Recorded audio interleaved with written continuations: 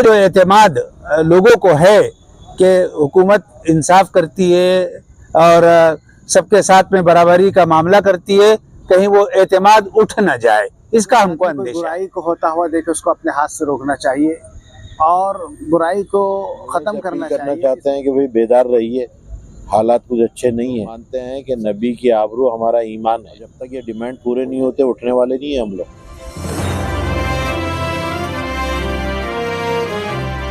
बोलो ना, आपका नाम बोलिए पहले।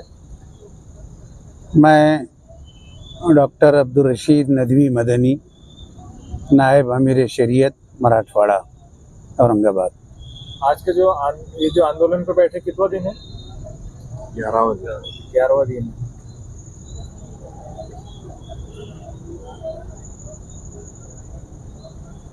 अब यहाँ पर अभी धरने आंदोलन की जगह आए हैं, तो आप जो है तो यहाँ पर आवाम को क्या मैसेज देना चाहिए?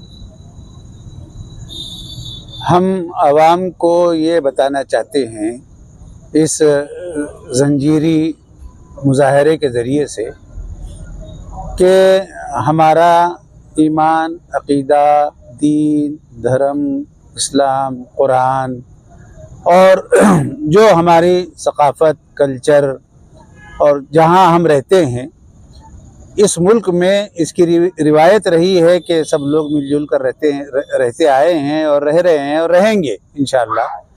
लेकिन बाज़ जहन रखने वाले ऐसे लोग भी हैं कि जो इंतशार वाली गुफ्तगू करते हैं, इंतशार वाली बातें करते हैं और वो कुछ जज्बाती किस्म की बातें कहकर मुआशरे में, सोसाइटी में, समाज में कुछ नफ़रत के बीज फेंकने की कोशिश करते हैं ताकि वो ज़मीन में जाए और उगे और फिर उसके बालों पर निकले और फिर उससे उनके मकासद पूरे हों। हम ये बताना चाहते हैं कि देखिए, कोई भी धर्म हो, कोई भी मज़हब होने दीजिए, उनके बड़ों के सिलसिले में, उनके जो धर्म के माने जाने वाले और इज़्ज़त के लायक जो लोग हैं उनका एहतराम किया जाना चाहिए।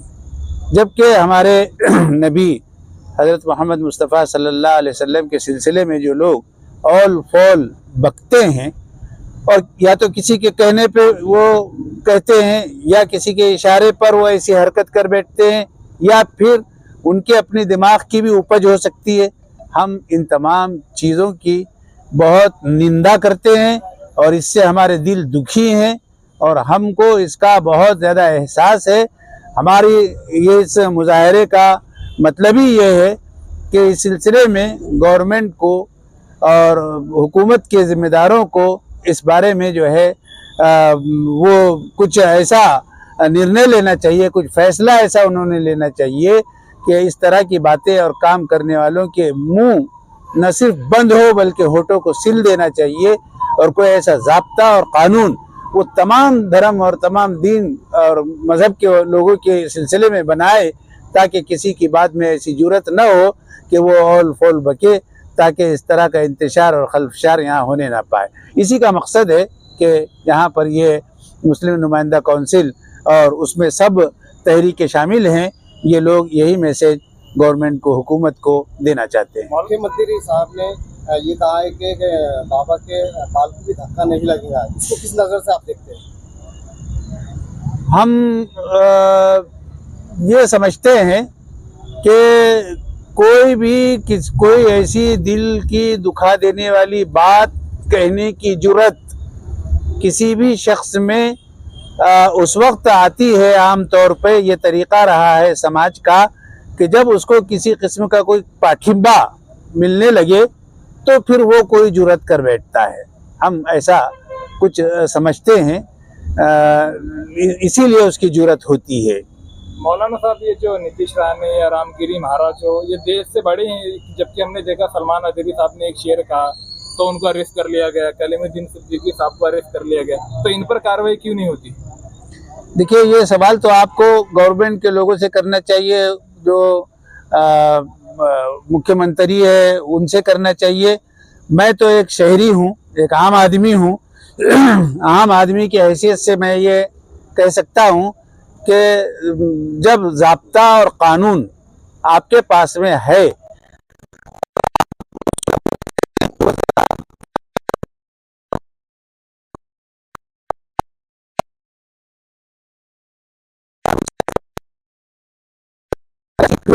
वो जो एतमाद लोगों को है कि हुकूमत इंसाफ करती है और सबके साथ में बराबरी का मामला करती है, कहीं वो एतमाद उठ न जाए, इसका हमको अंदेशा है।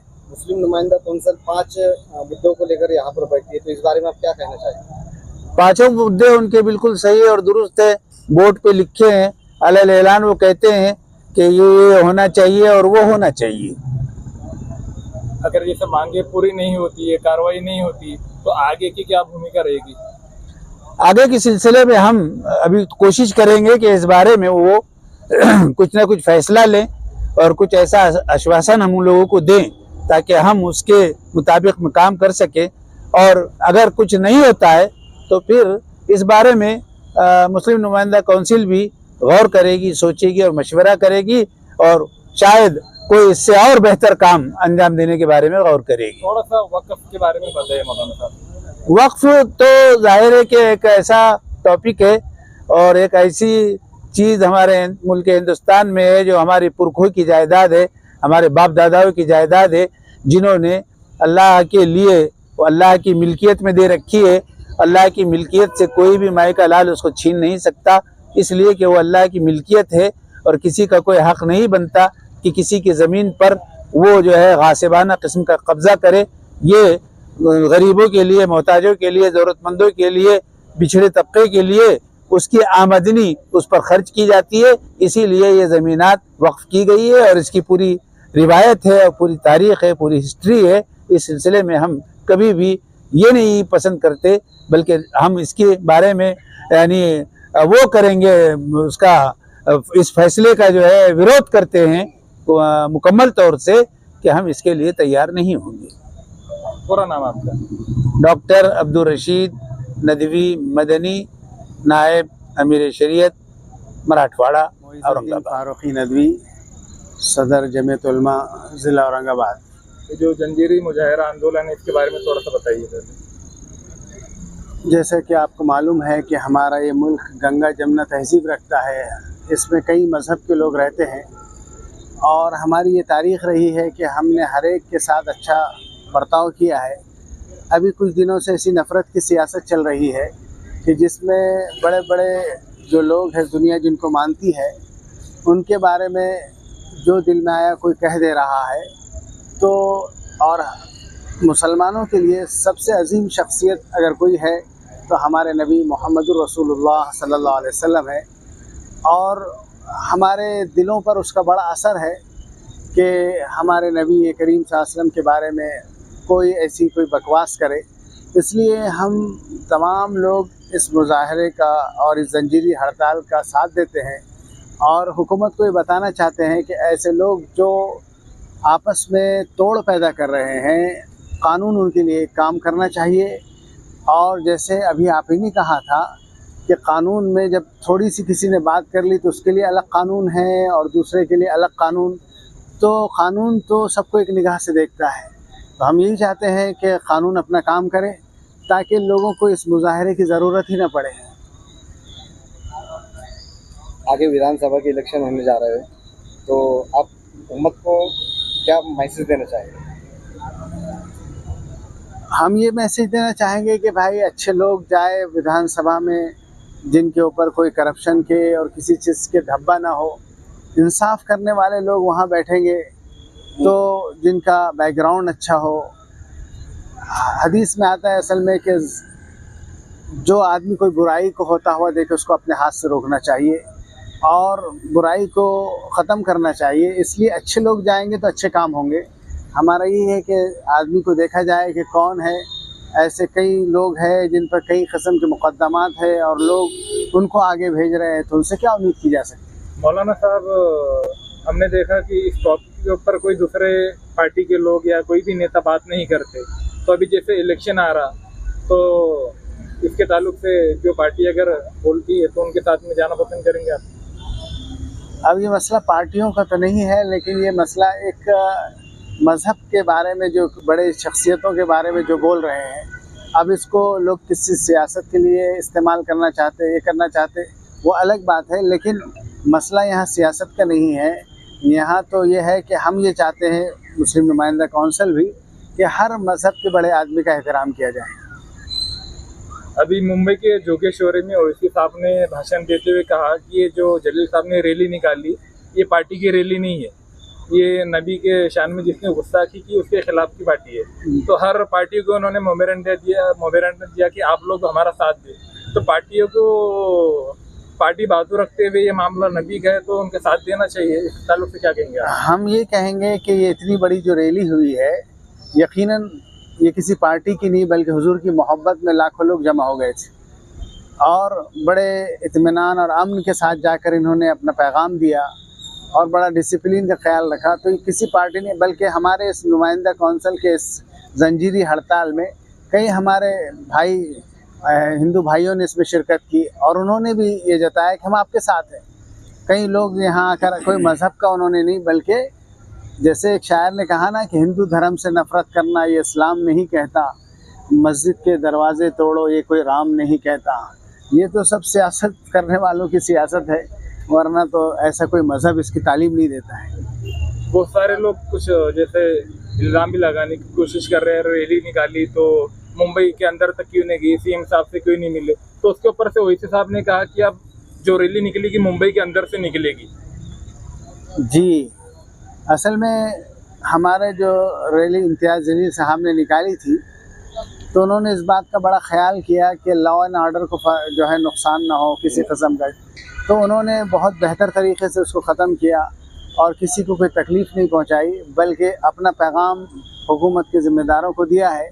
तो बहरहाल ये लोग अभी आगे जो फ़ैसले करेंगे ये इनके मामलात है, तो अब जो भी वो इस बारे में देखें। तो आप उनके साथ हैं इस मामले में?